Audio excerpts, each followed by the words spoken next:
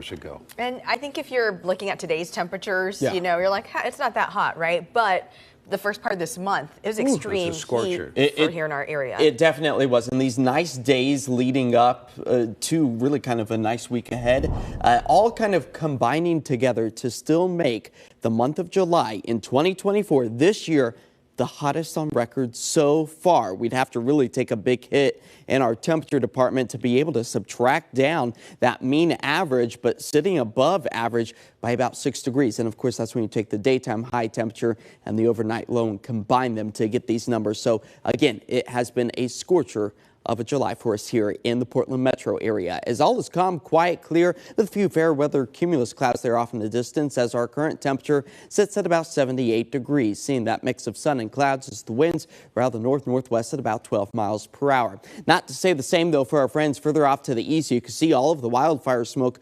polluting not only the skies here in the Pacific Northwest, but much of the Rocky Mountain states, the central regions of the country, and even as far east as New England, as the jet stream picks up on a lot of the smoke. And you can see reduced air quality expected as we work our way into tomorrow morning, as a mosaic of colors is still painted across our maps here. The gray, of course, is the poor air quality. The red is the red flag warnings. And we even have the threat of flash flooding out towards the southeastern corner as thunderstorms continue to fire up. So again, the red shaded areas, that's where our current evacuations for current wildfires is currently underway. That happens to fall where we are seeing a lot of moisture, but on the bad side of things is the abundant lightning that is still firing up across the eastern side of the state of Oregon, with a severe thunderstorm warning just to the north of Baker City. That's where we are likely seeing gusty winds upwards of 60 miles per hour and even hail the size of about an inch, as that marginal risk, a 1 out of 5 chance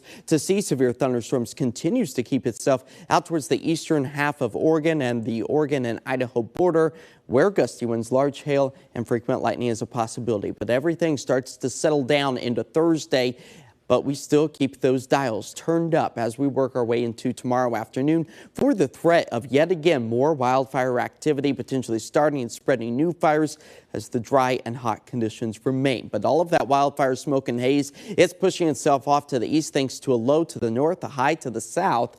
We'll try to get some cooler temperatures working into our area for tomorrow thanks to this trough that will dive its way a little bit further to the south with a brief warming trend come Friday. Now, as far as our timeline goes, seeing a few more clouds in the mix late tonight into the start of the day tomorrow. Those mix out, the sunshine returns, and then we are socked in with the clear skies for us here through the I-5 corridor over the next 48 hours. And into the weekend, as tonight we fall back to about 56 degrees. Winds could gust close to about 20 miles per hour.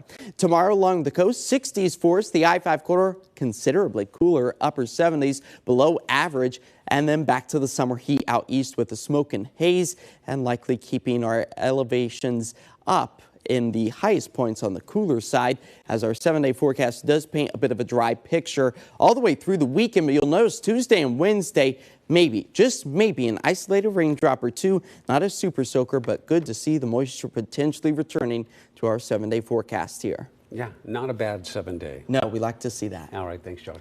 We'll be back after this break.